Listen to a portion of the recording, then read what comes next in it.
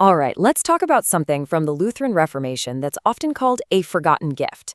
It's a practice that's so misunderstood, honestly, that for a lot of people, its real value has just been totally lost over time.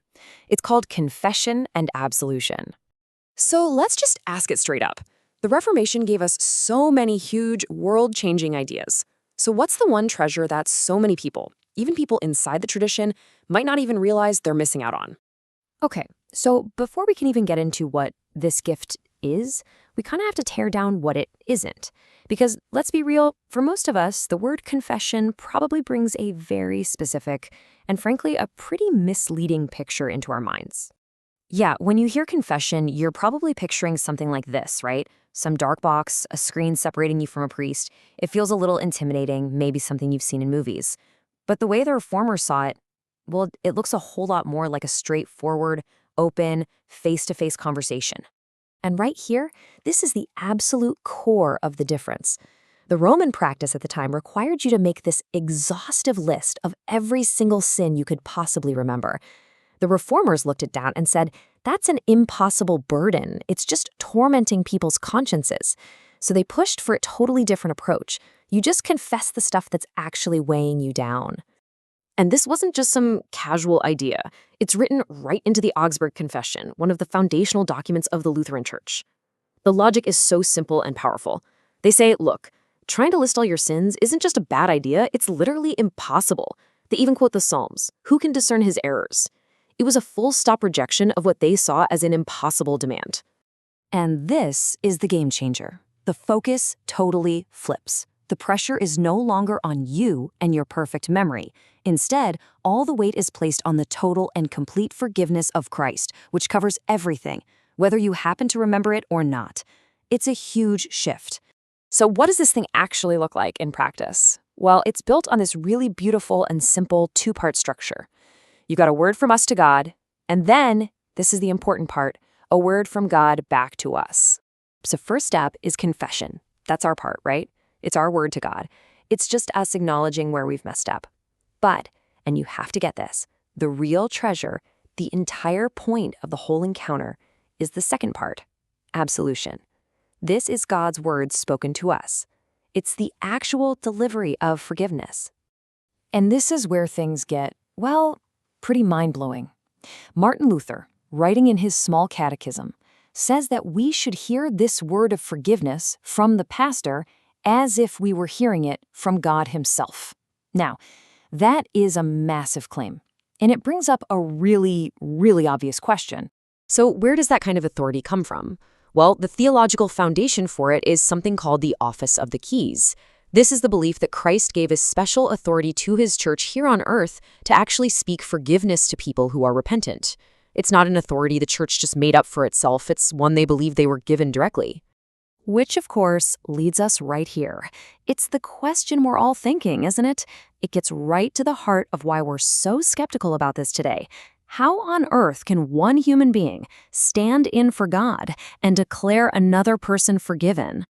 Okay, the absolute best way to wrap your head around this idea of delegated authority is with a really simple but, I think, powerful analogy.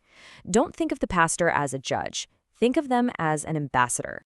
I mean, really think about that. An ambassador doesn't just share their own personal opinions. When they speak, they are delivering an official declaration with the full weight and authority of the government that sent them. The power isn't in the person themselves, right? It's in the office they hold. In the very same way, the pastor isn't offering up a personal hope or a nice thought. They are delivering an official declaration on behalf of Christ.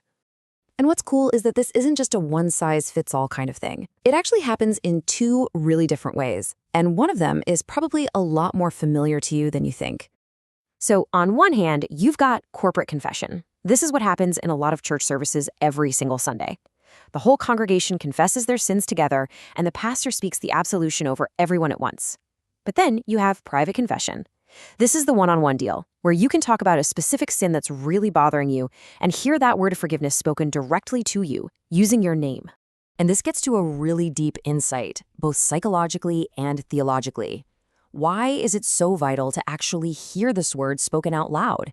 Because a guilty conscience is an expert at arguing with itself.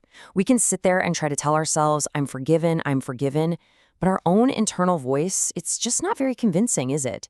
The Reformers insisted that we need a voice from outside ourselves, an external, audible word of grace that doesn't just stay an idea in our head, but actually lands in our ears. Now, it's super important to see that this isn't just some random, isolated ritual. No, it fits perfectly into a much bigger picture, into this interconnected system that theologians call the means of grace, which are just the physical, tangible ways they believe God delivers his promises to people.